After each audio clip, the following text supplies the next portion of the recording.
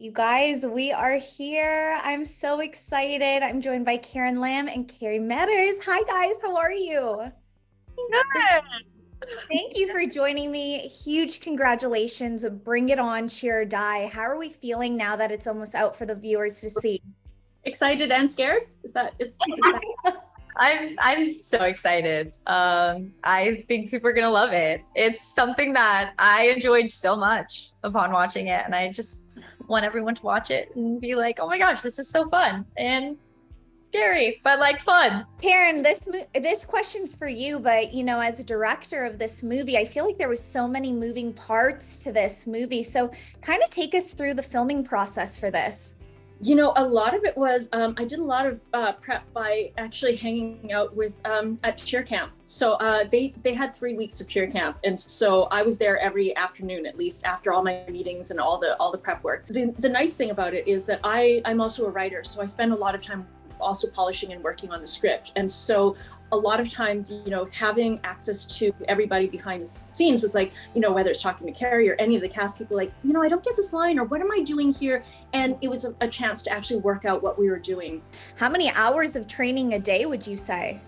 I would go to the bus by 7, and then we would get off around like 5. So like we were in there, always constantly warming up and rehearsing and trying to get all of our stunts down. And it was definitely a lot, but I loved it.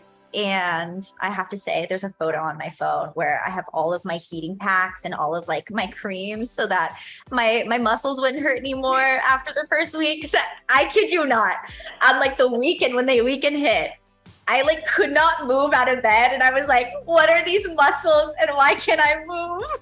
Tell us from Karen and Kerri's side, what are we going to be seeing from Abby, and how do you think she holds down the fort for this team? I love Abby. I felt like I put a lot of like my quirks in there. I think she's also like eager and she loves her team and she's like the co-captain, but I also think the team in the beginning underestimates her just because she's like that go-getter.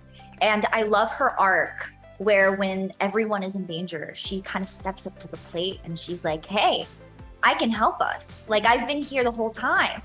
And I love that little arc. It's a lovely thing because I think it's hopefully inspiring to other young women as well, because a lot of times you're some of us seek leadership, and some of us leadership is thrust upon us. And so it actually has that feeling of Abby, like she's really comfortable as co-captain at the beginning, and when she's literally kind of made the full captain, it's a spot she has to kind of take, you know what I mean? Like it's owning that spot in some ways. And hopefully we get to see her, like, again, her journey as far as like all of a sudden she goes from being, I'm co-captain, I'm good with co-captain, to being the captain, and here's my whistle. Absolutely. This is such a great addition to, this franchise. But looking at the Diablo cheer team, what do you think this cheer team brings to our big screens that, we may have not seen in the big Bring It On movies before this? Well, they're really underfunded and underrespected. So that was something like, whereas a lot of the other, the Bring It Ons, they're at the top of their game. And I feel like this one, they're a little bit like they're underdogs. And I wanted to give that feeling of like Bad News Bears, where they have all the spirit and everything it takes to be a cheerleader, except the resources and the support and the time. So. Diablo Cheer Squad, what do we think the bigger message in this movie is, for the fans and viewers to pick up? I think that everyone can make a difference, I'm hoping. It's like because everybody on the cheer squad, they don't necessarily have what we, to me, it's a reference to real cheer, where all bodies, all types, all backgrounds are welcome, and you can pull together as a team, as compared to what some people might think of as being more stereotypical, the what you have to look and be like to be a cheerleader. But I think cheer is a lot more than that.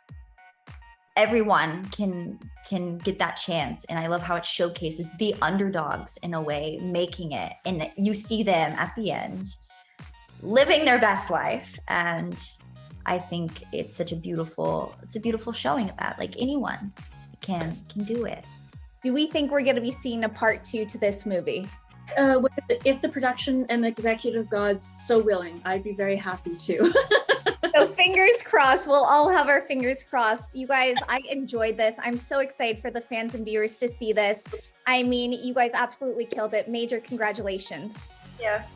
Thank you. Absolutely. And for the viewers at home, make sure to catch Bring It On, Cheer or Die on SYFY October 8th. Thank you guys so much. Thanks.